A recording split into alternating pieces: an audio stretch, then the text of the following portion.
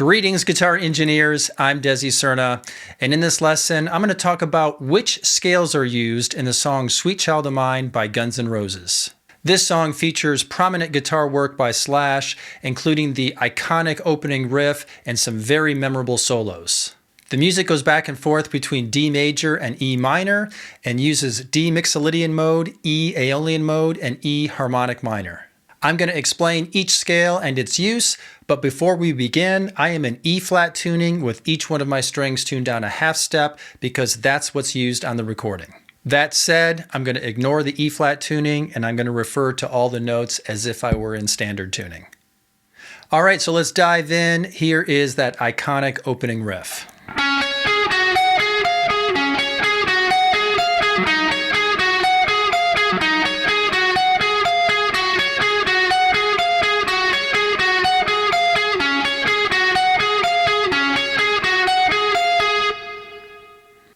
All right, so the notes in use here are a combination of D, E, F sharp, G, and A, which are the first 5 notes of the D major scale.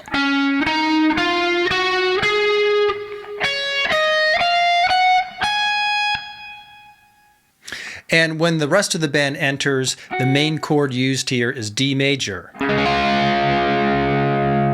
So we can think of the song as being in the key of D major, and if you take a look at the official sheet music at a website such as sheetmusicdirect.com, you'll see that they use the key signature for D major, which has 2 sharps, F sharp and C sharp. Here's a complete D major scale with that F sharp and C sharp. Although it's important to note that this riff at the beginning doesn't play a B or a C sharp note, so it's not actually using the full D major scale. All right, so we've already determined that we have at least some portion of the D major scale in use here and that we're in the key of D. However, there's more to this story, because if we take a look at the chords, we use D major, C major, and G major.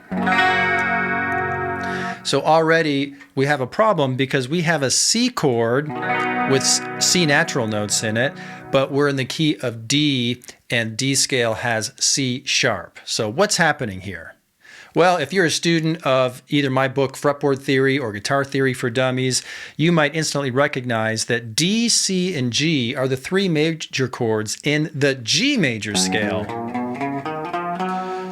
G is 1, C is the 4 chord, and D is the 5 chord. So the Sweet Child of Mine progression, which is D, C, G, D, is actually 5, 4, 1, 5 out of the G scale. Even though we're in the G scale here, though, we're using D as the tonic pitch. It's the home base. It's the point of resolution. So what this means is we're using a mode. When you use a major scale but you center on its 5th degree, that's called Mixolydian mode. And in this case, since that 5th degree is D, we would call this D Mixolydian mode.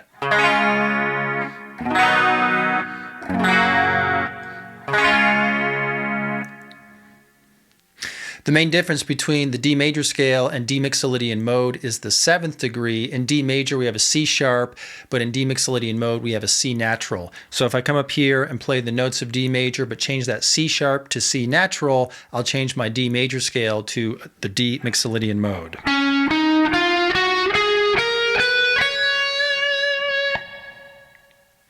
And even though Slash doesn't use that C natural note in the main riff, it does come up in some of the earlier guitar solos in the song.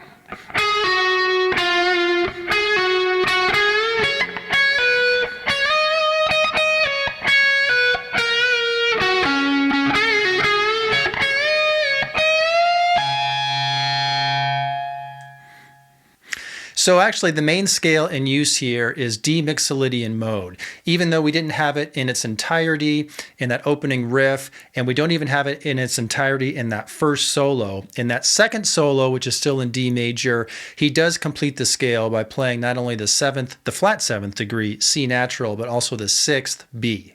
So now that we understand that this music is actually in D Mixolydian mode, the way I would number that chord progression would be 1, flat 7, 4, 1.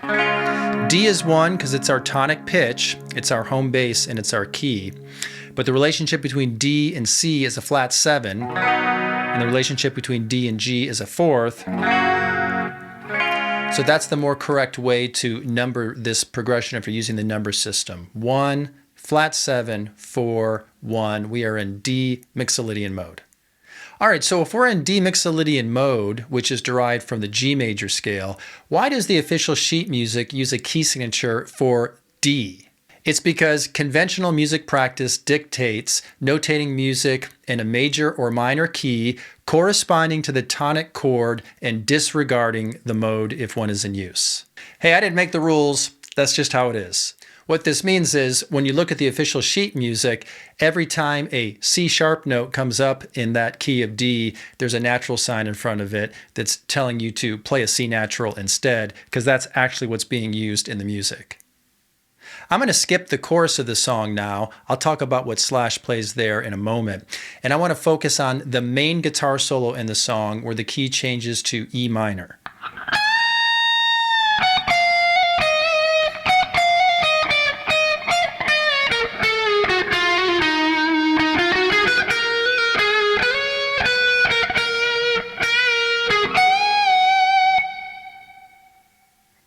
All right, so the music at this point changes from D to E minor. That is that we're no longer playing a chord progression that revolves around D major.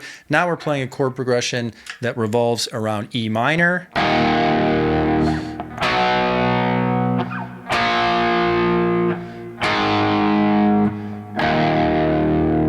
And the scale in use is the E minor scale. That's E, F sharp, G, A, B, C, D, E, and our tonic pitch is now E. If you look at the official sheet music, the key signature changes at this point. You have a key signature for G major, which includes 1 sharp, F sharp. The G major scale and the E minor scale are relative major and minor. That is, they use the very same notes and chords and key signature. One just starts on G and one starts on E. Another name for E minor is E Aeolian mode. It's the 6th mode of the major scale. E is the 6th degree of the G major scale. But there's more going on in this solo than that. We not only have the E minor scale in use, but we also have some of the E harmonic minor scale. That's when you take the 7th degree of the minor scale and you raise it by a half step.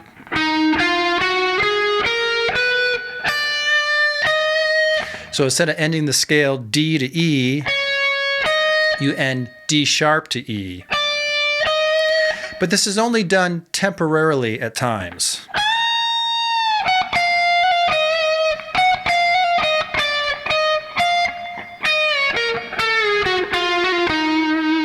Most of the time you use a D natural, but then at key points in the lead line, you use a D sharp. And usually this will correspond to the B in the chord changes because it changes the B from a B minor that has a D natural in it to a B major, which has a D sharp in it, or a B dominant 7th, which has that D sharp in it. And that gives you a nice dominant push from B or B7 to E minor. And in the key of E minor, E would be counted as 1, and that B is the 5 chord. So we've got some dominant chord function here. And it's usually at that moment, in this case when the B is in use, where you have that D sharp, and you'd use that D sharp in the lead line as well. You hear this a little bit later in the same solo. There's that D sharp again. It's the leading tone, leading into your tonic pitch E, changing your E natural minor scale to E harmonic minor.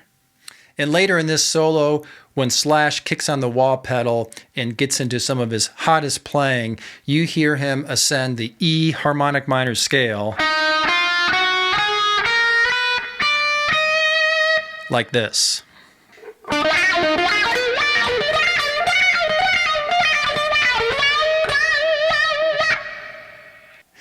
And from this point on out, Slash's playing mainly just focuses on the notes of the E minor pentatonic.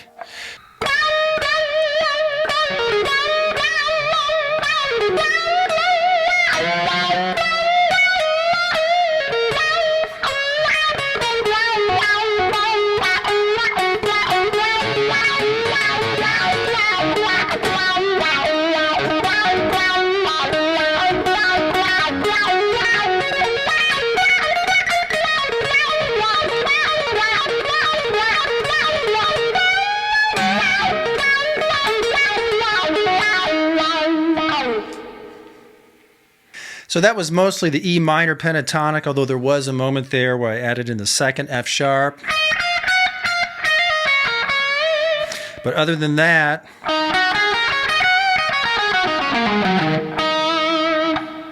you could think of this mostly as E minor pentatonic, which is related to the E minor scale. All of the notes of the E minor pentatonic are contained in the full E minor scale. The E minor pentatonic just doesn't have the second F sharp,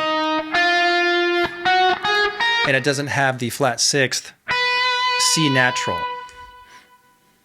So if you wanted to think about that as another scale in use here, E minor pentatonic being different from the E minor scale, you could, but I really see them as being related. All the notes of the E minor pentatonic are contained in that full E minor scale, but at this point in the solo, Slash was playing in a manner that was less melodic and more just focused on your typical minor pentatonic riffing and jamming.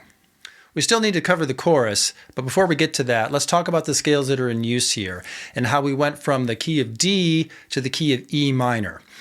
This key change actually makes sense when you consider that we weren't actually in the key of D at the top of the song. We were in D Mixolydian mode, which is a mode of the G major scale. Then we went to E natural minor or E Aeolian mode, which is also a mode of the G major scale. So actually the music has stayed in a G key signature throughout. We just shifted focus from the 5th degree D to the 6th degree E. But conventional music practice dictates that you use the key signature for D major when the music focuses on a D major chord, and then E minor for an E minor chord. That's the reason why the sheet music has two different key signatures, but really I realize that we're using the same notes and chords throughout. We've just shifted our focus from D to E in that parent G scale, going from D Mixolydian mode to E natural minor. And I know that when I'm in E natural minor, it's very common to raise that 7th degree temporarily at times and create the E harmonic minor scale. And I also know that I could use just the plain E minor pentatonic. All right, now let's talk about that chorus. So in the chorus section, the chords in use are A, C, and D. Mainly just power chords, but if you played full major or minor chords, they'd all be major. A major, C major, D major. Now there is no key or scale that contains those three major chords in them. You've got a C sharp note in the A chord, you've got a C natural in the C chord. They don't fit together into one key. But there is a relationship here, because D is our tonic pitch, and the chords D and A do fit together in the D major scale, and the chords D and C fit together in D Mixolydian mode. So here we actually do have some use of the D major scale, that C sharp note, which is the 7th in the D major scale. It's in the A major chord here. And we're using a composition technique where we are mixing notes and chords from parallel scales, D major and D Mixolydian mode. So that's how they're tied together and related. And instead of playing a lead line based in a scale over these chord changes, instead what Slash does is he takes the idea from the opening riff where he's playing around a D major chord and adding in a sus4. He does the same thing over A and C, treating those chord changes like key changes. So he's like temporarily in A, and he's riffing around A in a manner similar to the opening riff in D, and then he does the same thing on C. Sounds like this.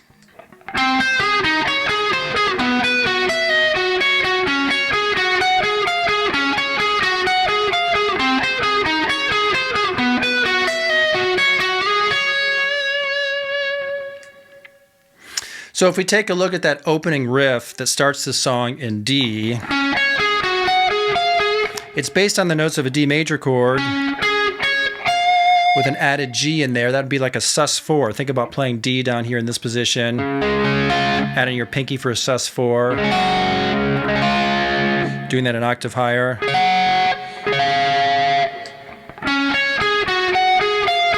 We're using that fourth G. We use it down here as well. So in the chorus, when it goes to A, Slash does something similar. He thinks about an A major chord and arpeggio to go along with it. And he adds in a sus4. Think about A sus4. And he plays it like this. Then we go to C. And he plays C in this form like this. And he adds in that fourth like this. Again, this is very similar to what he does in that opening over D, but he's just changed up the pattern a little bit. So you've got A, C, and then back to D. And then he repeats. So again, during these choruses, Slash isn't playing one scale over these chord changes. Instead, he's treating each chord as if it were like a key change. So while he's on the A chord, he's just thinking about notes of that A chord. He did add in that sus4 sound. He did something similar on the C chord. And this is all similar to the main riff that opens the song in D. All right, so what scales are used in the song Sweet Child of Mine by Guns N' Roses? We did have a portion of the D major scale, and don't forget there was a C sharp and that A chord during the chorus. But mainly the first portion of the song is D Mixolydian mode, also known as the D dominant scale, because the fifth degree of the major scale is called the dominant degree.